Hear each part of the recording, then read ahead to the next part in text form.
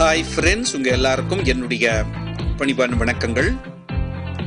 உலகத்தில் எந்த popular product வந்தாலும், யூட்டிலிட்டி ப்ராடக்ட் வந்தாலும், மக்களால் அதிகமாக பயன்படுத்துகிற ஒரு ப்ராடக்ட் வந்தாலும் சைனீஸ்க்கு மூக்கில் வேர்த்துரும், இமீடியட்டாக டூப்ளிகேட் பண்ணிடுவாங்க.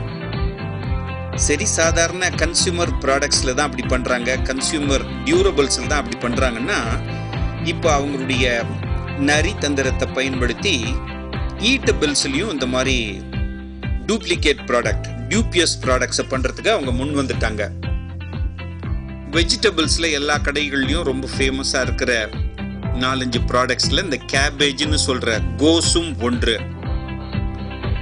அது செடியில் வளர்ந்து தான் நம்ம வீட்டுக்கு வருதுன்னு நம்ம நினச்சிட்டு இருந்தா இனிமேல் அந்த ஐடியாவை மாற்றிக்கங்க. சில கெமிக்கல்ஸை பயன்படுத்தி வீட்லேயே சின்ன 4 தகர டப்பாவை வச்சு சில ப்ராசஸஸை பண்ணி உண்மையான செடியில் அந்த காயை அறுத்துட்டு வந்தால் எப்படி இருக்குமோ அந்த லெவலுக்கு டூப்ளிகேட்டாக இவங்க பண்ணுறாங்க. 100 ஒரிஜினல் கோஸோட இது ஒரு 50 காய் வச்சா கடவுள் உள்பட யாராலையுமே கண்டுபிடிக்க முடியாது என்பது தான் உண்மை. அதை நீங்களே இந்த வீடியோவில் பாருங்க.